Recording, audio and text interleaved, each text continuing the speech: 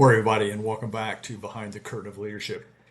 Today, we're starting a new series where we're going to continue exploring the real world practical aspects of leadership, but start going a little bit deeper and talk about leadership not just from the business side, but a little more from the human side, the psychological, emotional, and even subconscious elements that influence how people respond to leaders.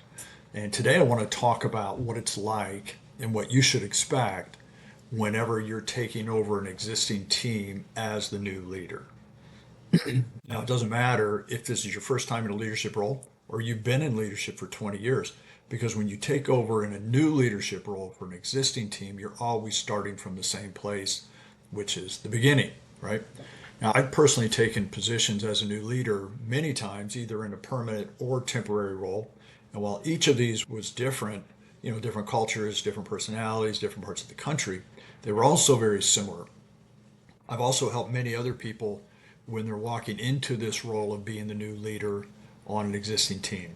And from what I've experienced, this is typically what this person is walking into.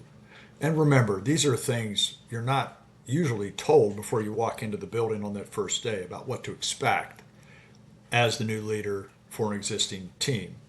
First, the team lost their previous leader and to some degree their sense of direction, right? They know change is coming, which creates stress in their lives, and most people don't like change. So be sensitive to this reality when you walk in. Second thing, the team has a lot of questions. Everyone wants to know as much as possible about you as quickly as possible so they can gain a sense of security. Number three, the team isn't sure who to believe and may feel a lack of trust within the company. There's always a lot of questions about why the former leader left, and they're looking for someone who's going to be honest with information and someone they can believe in. The team wants to know about you. What do you stand for? What are your values? Are your actions going to be consistent with the words you say? Are you really there for them, or are you just there to further your career? Basically, they want to know if they can trust you. Every individual is a person with their own issues, and they want to know if you, as this new leader, care about them as a person or if they're just a number to you.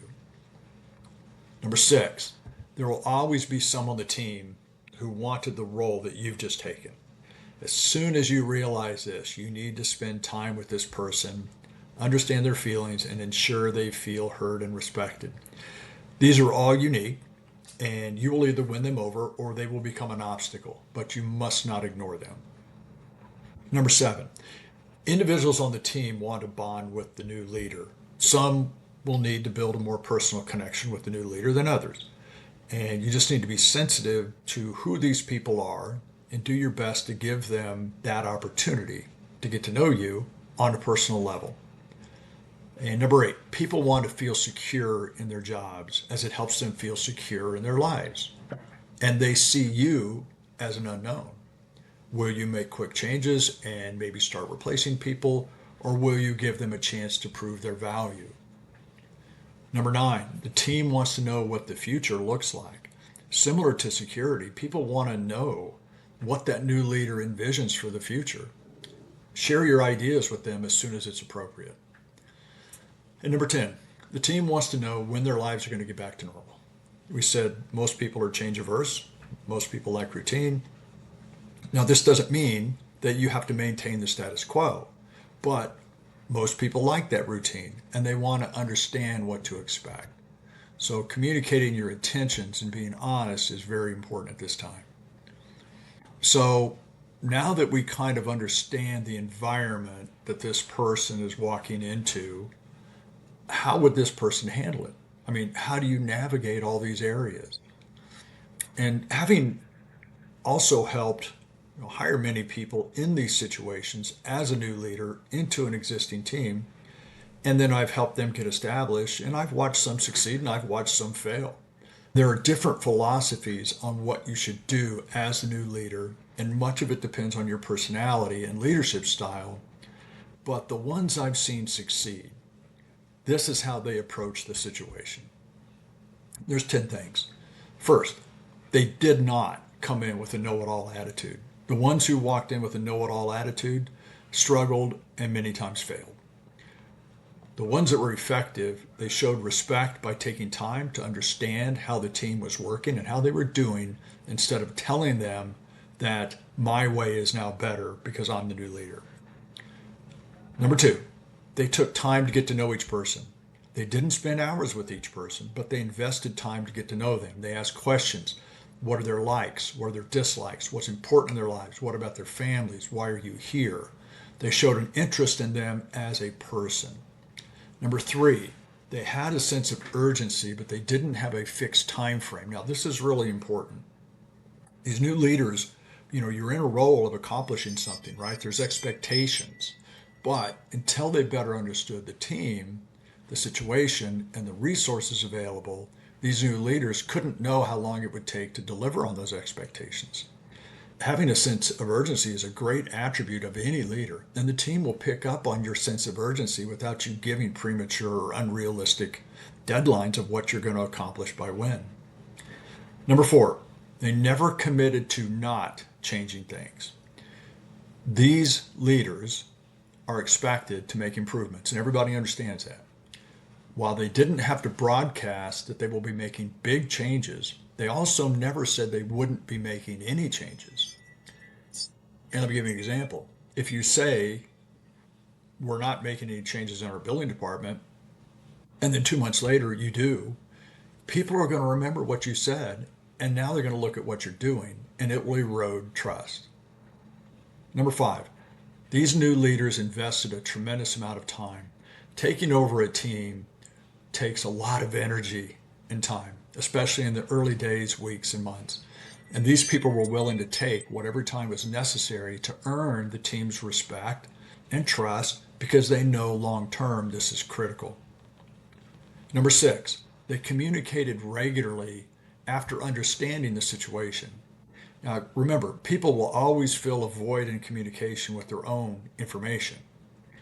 And meeting with the entire team assures everyone hears the same thing, which is important to earn trust, but meeting with individuals is important when earning respect.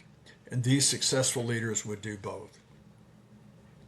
And number seven, these new leaders were extremely honest and open about their ideas in a caring way. People want to know if the new leader cares about them. It's a core need of human beings. Look, you can have new ideas that may be threatening to someone's sense of security as long as you do it in a caring way. And these new leaders knew about the impact of what they were saying and how they were saying it. Number eight, they were sensitive to the emotional needs of the individuals. I know this sounds a little soft, but it's critical. These new leaders understood that each person will be different and perceive them as the new leader differently. Some will need more attention than others to make them feel comfortable during the change. Some will want to know more about the future. Some will want to know if they're getting more responsibility. And these new leaders were willing to address the differing needs of the individuals on the team. Number nine, they created a roadmap. As soon as they understood the people and the situation, these new leaders created a roadmap to the future state of the team. Where are we going? How are we getting there? Where does everyone fit into the plan? They didn't overcommit with the exact details, but gave everyone a pretty clear idea of what they should expect and a general time frame. And number 10, they led by example. Now, this is always true for any leader, and the successful leaders were no different. They demonstrated by their words, their actions, behaviors, and habits what they wanted the team to practice. One of the fastest ways to damage trust and credibility, especially when you're a new leader, is to act differently from how you expect everyone else to act. Whether you're new to leadership or not, when you take over for an exiting leader, it's going to be challenging since you'll be learning new people, a new company, you're going to be learning your new boss, all while overcoming the team comparing you to the prior leader. Some people will work with you early and some won't. Some are going to become a roadblock and some will just become indifferent, which can be worse than a roadblock. And some will just try and wait you out, right? And they'll just wait and see when your great new ideas fade, and then we can all get back to what we normally do. So in closing, I would say anytime you're the new leader regardless of the circumstances, as long as you keep the core concepts of leadership in mind, which are creating that positive emotional connection, inspiring others to want to get better in some area, and caring more about the team's goals than your own goals, and honestly demonstrate what you believe with your words and actions, you're going to be okay. And also remember, leadership isn't drivership, and it isn't an objective court of law where the facts rule. Leadership is the court of human behavior, where understanding people rules. And finally, if you remember the saying that I've shared with you in another video, you manage processes and you lead people. As long as you remember that, you'll always be working from the right side of the situation. If you get those two confused and you try to manage people, you're going to struggle. So if this makes sense to you, maybe watch some of my other videos. As everything I talk about comes from my 45 years of experience, personal experience working with hundreds of leaders on their turf in their environment. Anyway, thanks for watching today, and I hope this helps you in some way and contributes to your development as a leader. Next time, we're going to be talking about communication as people and in leadership, and specifically around the power of words and why the same word can trigger different reactions from different people, and how that ties back into effective leadership. Again, communication, critical topic, and what I'm going to share with you on the next video is something nobody told me about, and I don't think they tell most people about. So anyway, remember to check out my website and book, links below if you're interested. Take care, and I will see you next time. Thank you.